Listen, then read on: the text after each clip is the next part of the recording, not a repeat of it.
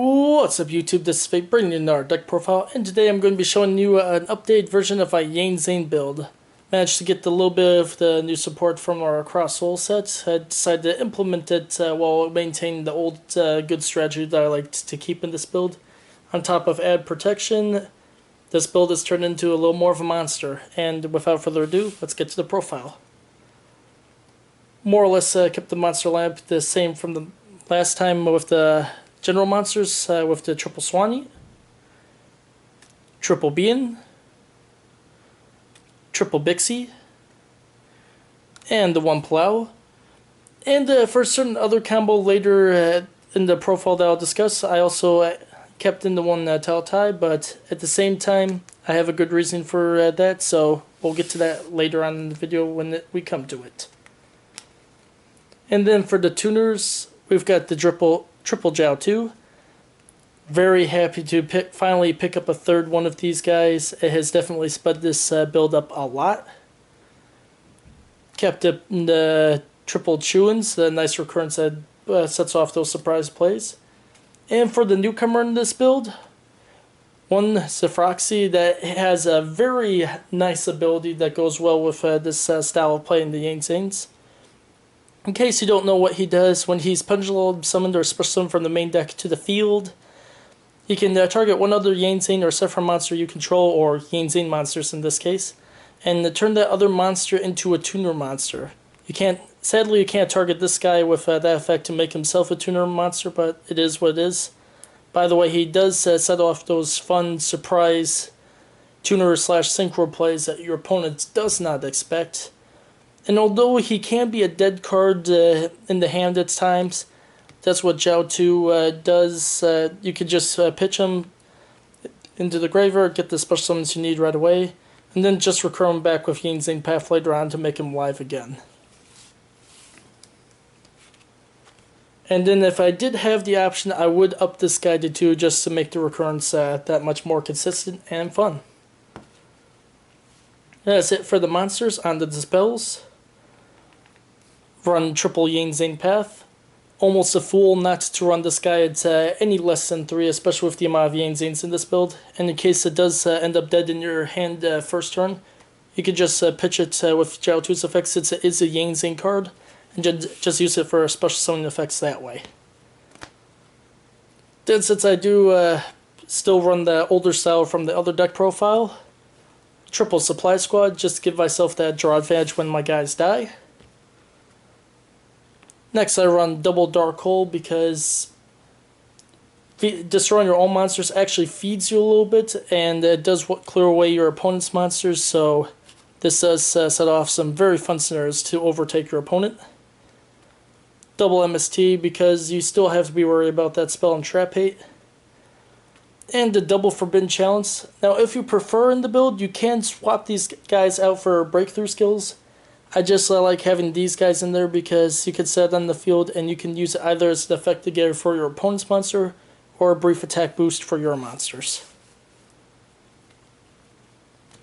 And then for the 1-0s, one Soul Charge, lots of special summon plays to be had with that one.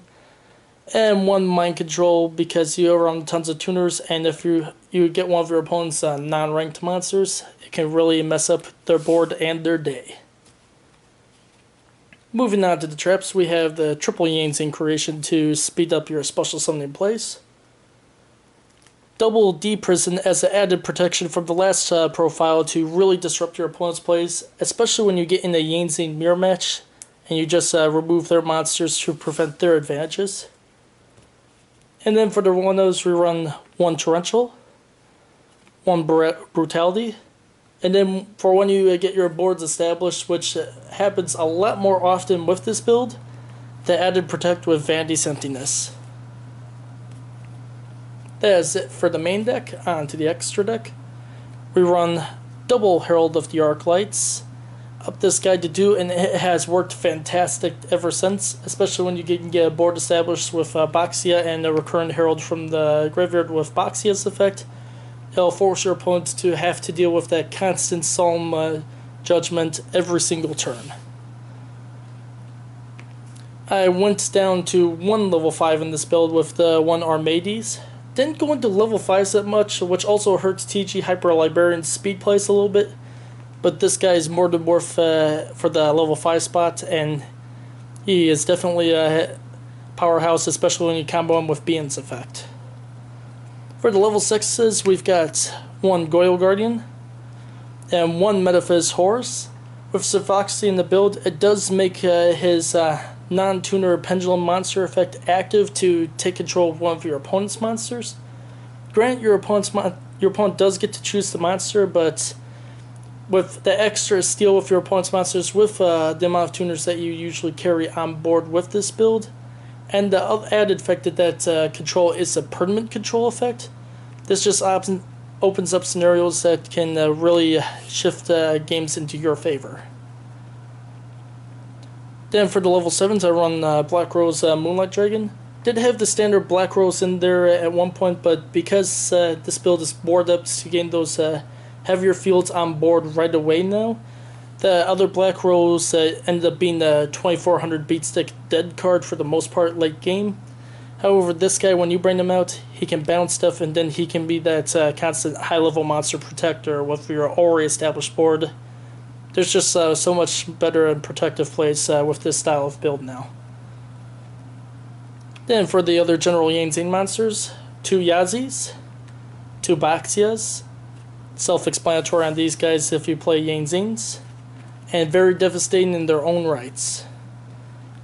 For the other level 8s, kept it more or less the same as last time. Protection with Stardust. Fun disruptive plays with Thought Ruler. And BLs because it can be made with Jiaotu and really mess up your opponent. And then for the level 9, we've got the other newcomer in this deck, Xiao Fein, Phantom of the Yin Zing. And this also brings up the reason why I also kept Tao Tai in the build. I made this build a little more conscious, the fact that both Shadows and Necros are dominating the formats as we speak at the moment. So first turn goes Jiaotu. Jiaotu activates his effect, pitch 2 Yang Zing cards, get Bixi and Tao Tai on the field, use the 9 for Synchro Summon for Xiao Fein. Then because of Xiao Fein's anti-monster effect on your opponent's side of the field, depending on what attributes you use, it locks up both water attributes and dark attributes respectively from the non-tuner side. And it just makes it extremely hard for those builds to compete against you. Losing both those type of effects, this guy gives the right type of protection and defense that Yang Zing's really needed against those 2 builds, and on top of his other 2 effects, makes this guy pretty OP in my mind. Added on to the fact that he can also, with this combo, he can no longer be controlled, and he's still unaffected by trap cards. And then to round up the Synchro monsters, we've got one Leo, Keeper of the Sacred Tree, because once he gets all those added abilities, good luck getting over him. And with that, that is my Yang Zing deck profile. Hope you enjoyed the video, and as always, comment, rate, and subscribe. And until next time.